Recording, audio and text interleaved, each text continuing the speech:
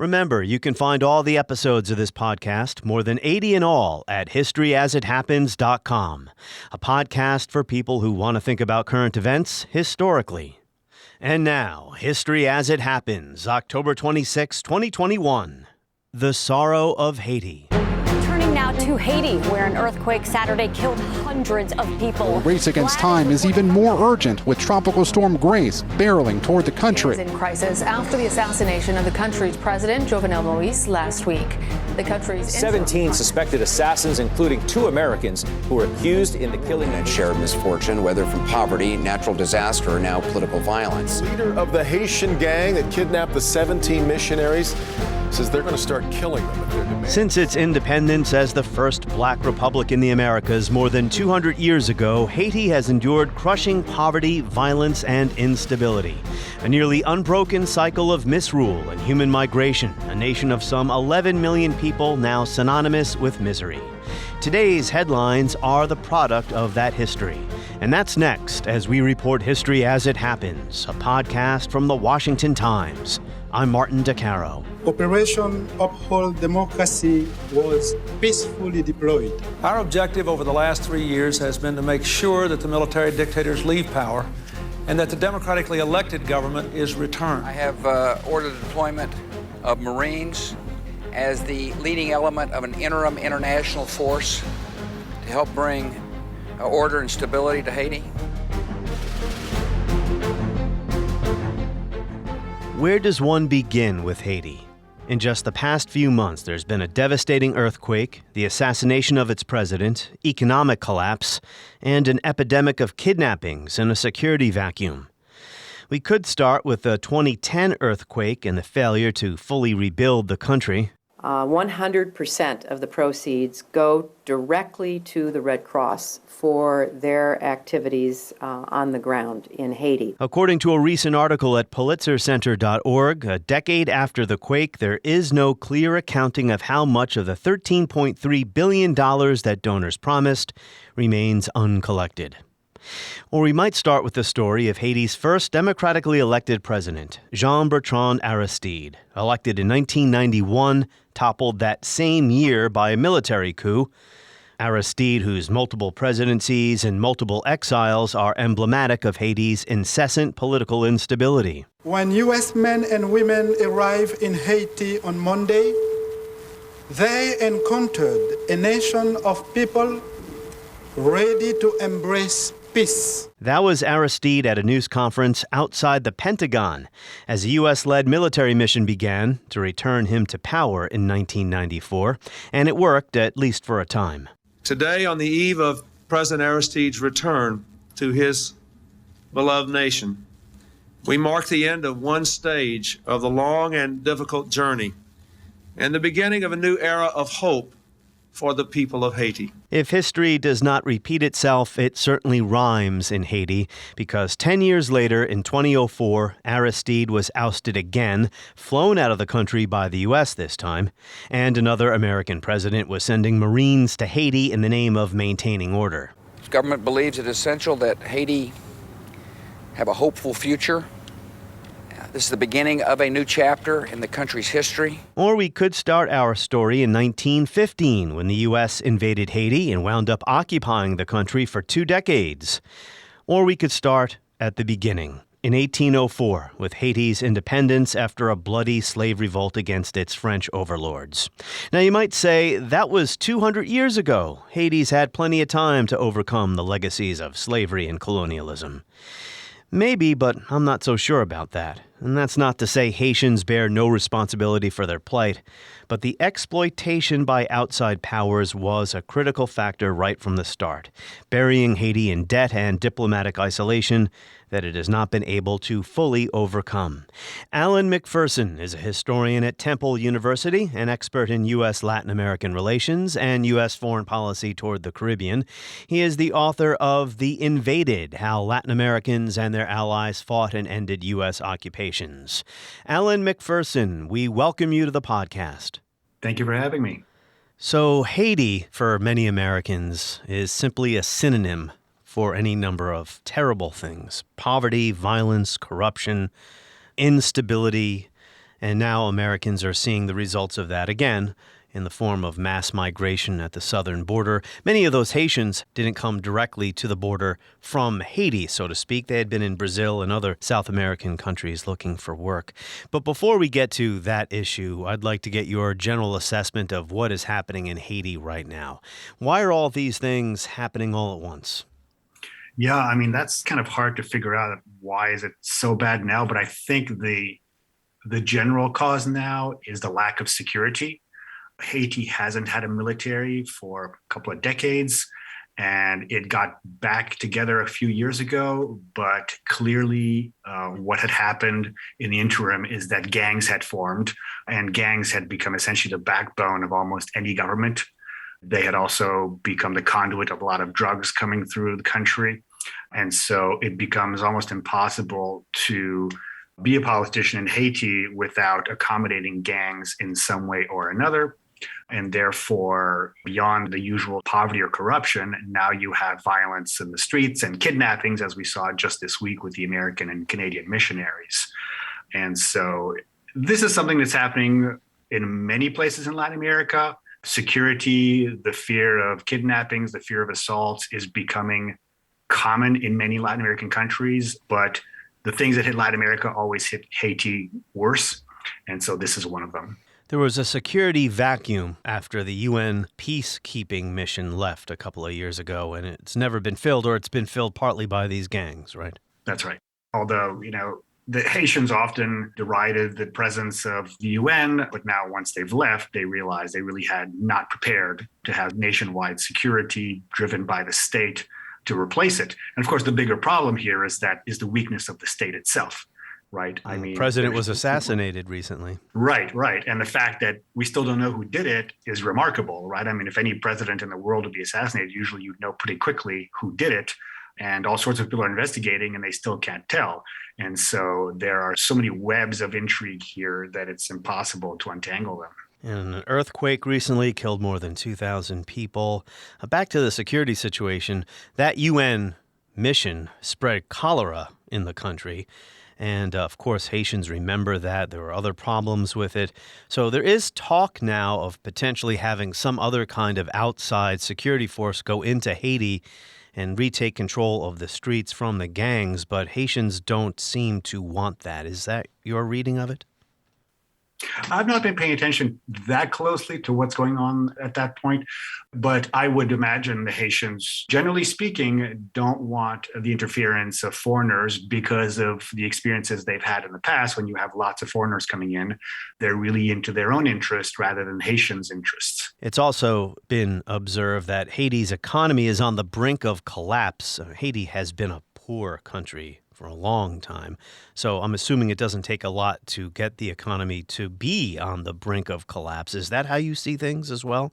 I mean, it's hard to imagine Haiti's economy not on the brink of collapse in the last 30-some years. So it's pretty easy for it to get to collapse. But at the same time, I think the Haitian people are more resilient than we give them credit for. I mean, the economy generally is an informal economy. And so if you measure it officially, it seems like it's about to collapse. But I think most Haitians have adapted to that fact for a long time. And they find what they need in the sort of informal, you can call it an illegal economy if you want, but informally through barter, exchange, and so on, and illegal purchases. But it's true that Haiti isn't exporting much anymore. It's essentially becoming an export economy of sweatshops, right? Its most important exports are no longer agricultural foodstuffs like they used to be. And why is that? Because most Haitian fields have dried up. There's been some structural problems such as competition. For instance, Haiti was a huge exporter of sugar, but there was so much competition from processed corn turned into high fructose corn syrup that almost killed the Haitian economy. At some point, the United States actually imposed a tariff on Haitian rice, and so that damaged the rice economy, rice exports. And so if you actually look at the exports, something like 60-70% of exports are now essentially apparel, T-shirts, underwear, and that sort of thing that are produced in Haitian sweatshops. When we were in touch preparing to speak on the podcast, I mentioned something about how when Americans see Haiti in the news, it's almost always tragic. And then whatever that is recedes from the headlines. And the next time Haiti is in the news, it's another piece of tragedy. And I suppose I'm in that boat as an American who reads the news but doesn't follow Haiti all the time. And I'm certainly no expert on Haiti. So I'll pose a big question here. Why has Haiti always been so poor? And this is a historical question. Yes, that's exactly what I was going to answer. It is a historical question. Haiti was poor from the very beginning of its independence. I mean, before that, while it was a colony, it was one of the richest places in the Western Hemisphere. It produced an enormous amount of sugar for the French. Beyond the sin of colonialism and slavery, there's the original sin at the beginning of Haiti's independent existence. It's not just a revolution, it's a revolution by Black slaves. And it's a successful one, right? There are many revolts by Black slaves throughout the Americas, but this is the only successful one that creates a nation. And so this strikes fear in the hearts of slave owners, proponents of slavery throughout the Americas, right? Latin America, the United States. One of these people is Thomas Jefferson. When he becomes president, he's actually the president who withdraws recognition from this new Haitian government. This is the early 1800s. And the United States didn't recognize Haiti until the Civil War, until Lincoln came to power. And of course, in between those two dates, you've got the French who leave Haiti reluctantly, but then impose a huge fine on Haiti, right? Essentially, it's reparations, sort of the opposite of reparations. You take slavery away from us, we're going to make you pay for it. And the equivalent in modern dollars of that reparations was $21 billion. It took until well into the 20th century for Haiti to pay that back. And so no other country in the world had to pay something like this, right? And so whatever Haiti could make on the world stage in terms of exports, a lot of it had to be paid back in terms of loan repayments. And so Haiti was never able to sort of get back on the horse, if you want, financially. So it didn't receive a lot of help from the United States and was damaged by its previous French overlords right from the get-go. Yes, and it's not just the Americans and the French. I mean, also, they're not really trading with Haiti either. And the rest of Latin America isn't really trading with Haiti either. There's an isolation that really is put on Haiti from almost everybody in the Americas. Why was that? Was it simply racism? Well, it's largely racism, but it's specifically also they don't want Haiti to survive and to thrive as a country that gives the example that slaves can revolt and have a successful country, right? Because you've got slavery throughout Latin America, you've got it throughout the South. And so that's why it takes Lincoln, because when Lincoln does it, he no longer has Southern senators, right, who could stop him from recognizing Haiti. They're Southern slave owners. So it takes the Civil War for the United States even to recognize Haiti. But after that, there really isn't much trade with Haiti until well into the 20th century. That's interesting. I didn't know that it was Lincoln who finally recognized Haiti as a sovereign state. Just to go back a moment, the revolution was in 1804, and then Haiti unifies as a nation in about 1820, but the French come back in 1825, and they demand that they pay the French government and French slaveholders all that money you mentioned before. I think that's the timeline, right? That's exactly right. You know, the French aren't taking Haiti over. Haiti remains independent, but the state begins in this state of crisis, right? In this state of insolvency. The presidents of Haiti are never able, they're mostly dictators, they're never able to install this solid, centralized state. I'm not even going to ask for democracy at this point, but a solid, centralized state that's able to take control of the entire state. And so what you've got really are presidents and then wannabe presidents all over the country who have their own small armies. Throughout the 19th century, up until the American intervention of 1915, if you're sort of this local warlord, let's say, or caudillo, and you're able to rustle up 500 guys and give them guns, that's usually enough for you to take over the presidency. But then eventually somebody else will do the same thing a couple of years after that and then take the presidency from you. And so it creates these cycles of revolution where there's no one president or authoritarian figure who's able to really clamp down on order throughout the country and take taxes from the people and really create an export economy. And so Haitians begin to be very, very isolated. I mean, most Haitians they're farmers and they're on their farms and they never even venture out to their local towns because they're afraid of being forcibly joining a military, right? So often what you find out by the 20th century is that everybody who's on the markets is the women because the men are afraid of being forced into the military. So this history matters. How much does it matter when we assess Haiti's problems today? For instance, someone might say, okay, this history is terrible, it's shameful, but it was 200 years ago. There's something to be said for that. And what it creates in Haiti is a particular political culture of, first of all, fearing foreigners, also fearing any kind of centralized power, not wanting to contribute to the good of society, where there's very little sense of civic responsibility. There's very little development of institutions like universities, like a free press, like a functioning Congress, like market forces. And so all of these institutions that a normal society needs to run, whether democratic or not, Haiti never really fully develops them. Then after the American occupation, it's taken over by one dictator who is the one person who's able to finally clamp down and unite the country, but behind this regime of terror. And he's able to do it because he uses things that Americans created, such as roads, telegraphs, railroads, and a gendarmerie, which is sort of a national police force. We're talking about Duvalier. Before we get to the 1915 U.S. invasion, just one more word about the 19th century. It's also during this period that Haiti is, in a sense, forced to have a monoculture economy, exporting one crop, sugar, for the benefit of the global market, not necessarily to the benefit of Haiti itself. Is that right? Yeah, that's true. I wouldn't say it's not to the benefit of Haiti, but there are always problems in a monoculture. I mean, if prices of that one crop are high, then it's perfectly fine. And so, for instance, during World War I, prices of sugar are actually quite high, but they fluctuate. And that's the problem, right? You tie yourself to this one crop, and Cuba, then next door Cuba has essentially the same problem. You tie yourself to this one crop, and then if the prices collapse, as they will, let's say, during the Great Depression, then the economy collapses. And so you always want to diversify your economy, especially if it's an agricultural economy. So I think if you stop most people on the street in the U.S. and ask them, when did the United States invade and occupy Haiti? They would say, what?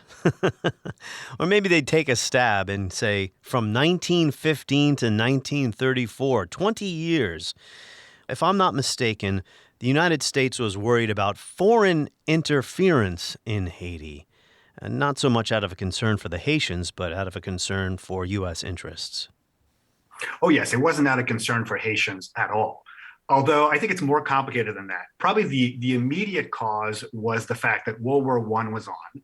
We were not at war with the Germans yet in 1915, but we were on the road to war with the Germans. President Woodrow Wilson fully knew that, and he was trying to prevent any kind of takeover of Caribbean lands by the Germans, or frankly by other European powers. And in Haiti, the most likely other one would be the French. And so one of the problems that the Haitians had is that they owed lots of money to European banks. So there was a good chance that, well, in the eyes of Americans, there was a good chance that the French, or especially the Germans would be a real problem. They would take over Haiti, not necessarily to attack the United States, but to get their money back, right? To make sure the Haitians paid back their loans. And so what the United States does really is take over Haiti so as to prevent any kind of German base in the Caribbean. That's very important. Also, essentially to transfer the debts that Haitians owe to Europe to Wall Street. Marines actually physically go to the Bank of Haiti in Port-au-Prince, and they take out $500,000 in gold and transport it to Wall Street. Now, they're not actually stealing that gold. They're using that gold and then buying out the European banks so that Haiti only owes money to the Americans. But this is what's called dollar diplomacy. Wow. So to make sure then that Haitians are able to pay back beyond that $500,000, they also install an occupation of Haiti. Marines who essentially, the first thing they do is they take over the customs houses where all the money from the imports comes in, so that they can control the payments of the Haitian debt. And therefore, there's no more possibility of Europeans taking over because Americans have the control economically and militarily of that place. And not incidentally, the same thing happens the next year in Dominican Republic, which is the other half of the island. How do Haitians feel about this? Well, that's a complicated question. I wrote a whole book about it, and well, we got plenty of time. Yeah. What I argue is that at first they're quite divided at first, because a lot of Haitians are seeing Americans as, I wouldn't say saviors, but people who are coming to solve a problem. Right? They're realizing that what has been happening in Haiti is huge debt to foreign countries, the possibility of foreign intervention, and the corruption of Haitian elites. And this cycle of revolution, right, that never seems to end. And, before 1915, I think in the 4 years before 1915, there are 7 different presidents cycling through. And so Haitians want to see an end to this. They want some kind of stability. And they think, well, at least these white foreigners are going to bring us some kind of stability, even though we hate the idea of whites again taking over Haiti, right? So they're ambivalent about it. But they think, well, if they simply do this, take care of our finances, regularize the economy, and then maybe leave in a few years, that's not so bad. But then Americans do what they always do, right? What they've done in places like Vietnam, Afghanistan, Iraq. They try to transform the entire economy and the society and the politics, right? They try to nation build. So this was nation building before that term entered our lexicon. Oh, yes. Yeah, that's right. Yeah, nobody's using that term back then. But they don't necessarily want to create a democracy out of Haiti, but they want to sort of solidify the basis of that society.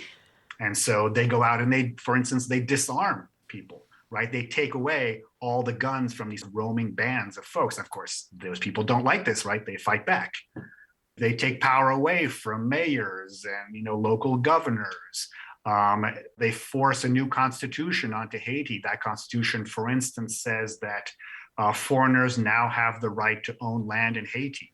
Haitians had originally said that no white people could own land in Haiti, and they changed it to say that no foreigners could own land in Haiti, right? They wanted to make sure there was never a return to slavery.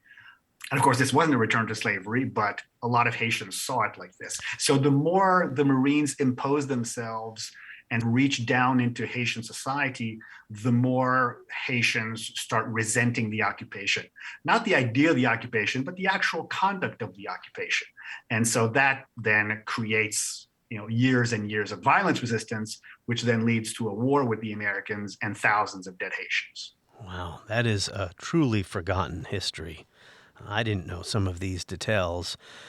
It was the Wilson administration. I mean, we know that Woodrow Wilson himself was a racist, a white supremacist, really.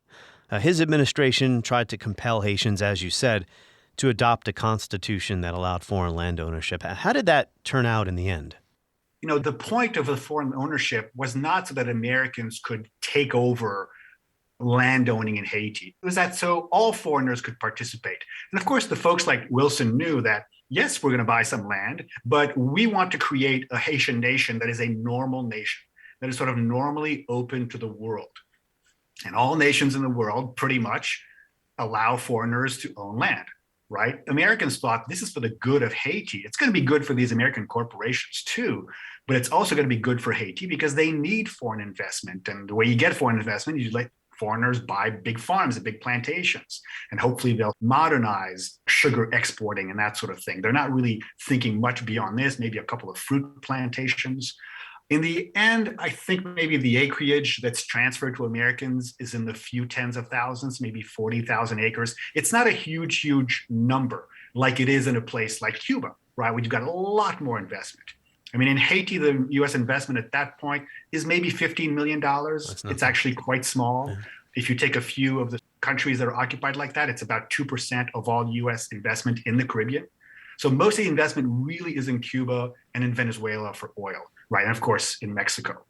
But Haiti remains a site of very little investment, mostly because Americans don't see a lot of opportunity there. And in fact, when you have American Marines who are on the ground and they're fighting guerrilla Haitians, they're called cacos, that's not a great atmosphere for investment. right? So the occupation doesn't really attract a lot of investment. Who wants to invest in the middle of a guerrilla war? Most American investors are thinking, we want this violence to be over, and then maybe we'll invest, but they're not seeing that many opportunities. So in my eyes, economics is not the primary reason for the occupation. It's a byproduct of it. The primary reason to me originally is keep the Germans out. But after that, it's to transform the revolutionary politics of Haiti, to put an end to those revolutionary politics. I'm glad you mentioned some of those other countries. This is your area of expertise, this part of the world and the U.S. relationship to it. All this is happening in Haiti in a larger context, and by the mid-1930s, FDR has his good neighbor policy. Is that what compelled the U.S. to finally leave Haiti in 1935? To a certain extent, yes. But what I argue in my book is that FDR and many others who are advising him are not just sort of good people, right, who decide, well, maybe we should just be better folks and more generous. What they're responding to is a huge movement that is in Haiti, in the Dominican Republic, in Cuba, right, in all these Caribbean places that are often occupied. Panama is also occupied at this point. But folks who are occupied are making a lot of noise about it. They're protesting a whole lot peacefully. And that is reverberating throughout the Americas and throughout Europe, and eventually throughout the US government through the Congress of the United States. So you've got, Americans will go abroad and they'll be in Mexico, and the Mexicans will say, why don't you do something about Haiti? Take your troops out of Haiti. Or they'll go to Paris, and the Parisians are saying that. Or they'll go to Geneva, and people at the League of Nations are saying that. Members of Congress are telling FDR, like, it's time for these occupations to be over. So that, to me, is the main reason why FDR finally says, okay, let's get all of our troops out of Latin America and transform the way we do things. Now, this doesn't mean that the United States, quote unquote, frees Haiti from its control. It frees it from sort of immediate military occupation. But what it essentially does is create these two other ways of controlling Haiti and much of Latin America. One is to create more trade agreements. It signs a bunch of trade agreements all over Latin America, one of them in Haiti, which says, you're going to keep creating raw goods for us, and in return, we will sell you finished goods. Your movies and your cars and so on, and you'll sell us sugar. The other way is by essentially having created these structures that allow dictators to take over and then supporting the dictators, or at least not interfering at all with what the dictators want to do. So in Haiti, Duvalier takes over and the Americans realize, okay, this is the guy who will do our dirty business for us. He will, quote unquote, unify the country because he'll quash all dissent. Eventually, by the Cold War, he'll quash all kind of communism. He'll still export. There'll be sort of a stable economy. It'll be a violent country, repressive one, but it'll be a stable economy and an anti-communist economy. We won't have to worry about the Soviets setting up a base there or the Cubans invading Haiti, right? Duvalier is going to take care of all of these things. Capitalist-like stability. Yes, yes. And that's essentially why they come in 1915 and why they then adopt Duvalier as their ally later on. So two things there about the post-1935 order, the politics and the economics. By flooding Haiti with U.S. exports, you mentioned some of the products, does that then prevent Haiti from establishing its own industries to produce these things domestically? Yes, most small, poor countries in Latin America are caught in this trap anyways, right? Underdevelopment trap where foreigners are willing to invest, but only invest in things that are the comparative advantage of that country does well and cheaply, and it's always agricultural exports. These days, it's sweatshops, right? But back then, we're talking sugar, maybe some pineapples, right? Maybe some wood.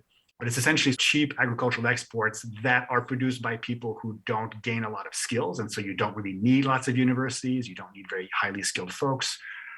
And in return, Americans are exporting high-tech things, radios and like the cars and the clothes and so on. And of course, nobody should have expected that Haiti would have created an automobile industry, right? Its own automobile industry. That takes a huge amount of capital, and you need pretty large rich countries to do something like that. But we certainly could have imagined Haiti creating some kind of industry, right? Some manufacturing. Yeah, some manufacturing, its own clothes, its own shoes, something like that.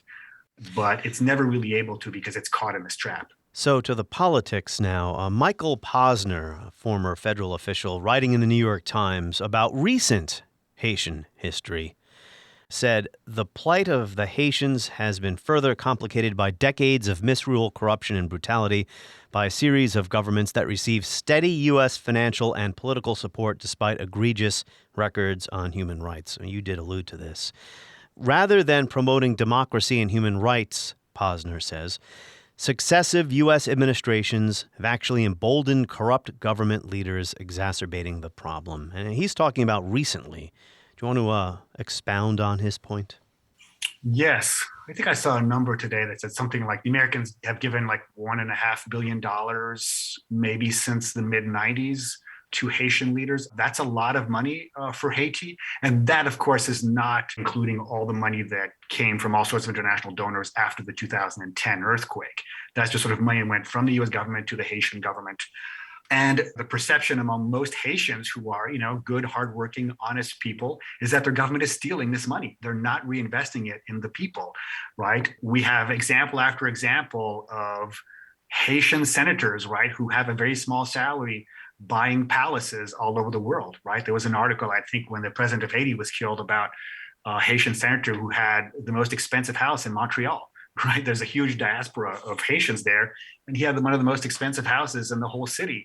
People were wondering, how did he make all this money, right? So it's not just the United States, right? Venezuela, under Hugo Chavez, had this program of sort of petroleum diplomacy, where they would give all sorts of money, usually through very cheap petroleum, to Latin American countries. And in return, maybe he'd get something back, but maybe not. It was just a way to sort of ingratiate himself and to create these links. And he gave about $2 billion in petroleum funds to Haiti, and it disappeared. Haitians have no idea what happened to it, but over the last 10 years or so, it's essentially been stolen. And so that is one of the huge problems that Haitians had against the president who was just assassinated. Early on, I asked you why Haiti has always been so poor. I think our listeners now understand. Has Haiti ever enjoyed a period of stability and prosperity? Well, it's enjoyed stability, but I don't think ever peace or prosperity. I can't think of any era of prosperity.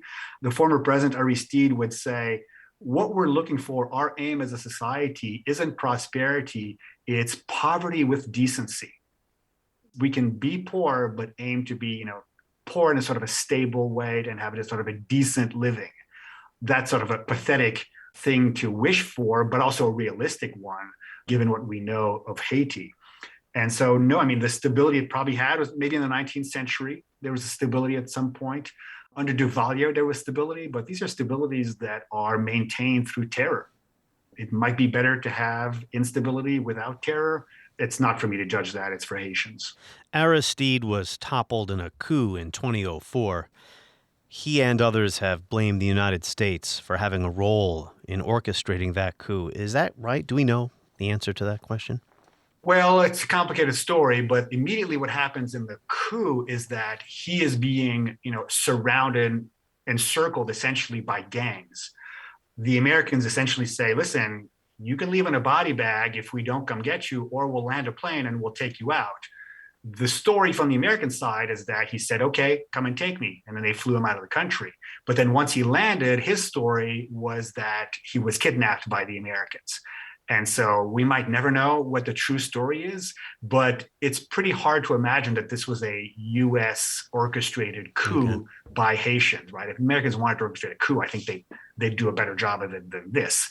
But they certainly thought he had to leave at that point. And he had to leave partly because he was perceived as very corrupt and enthralled to other gangs, if not this specific gang that was circling him, but to other ones. And so security had broken down and peace had broken down. So the Americans thought he's got to leave. But let me make this one point. Sure.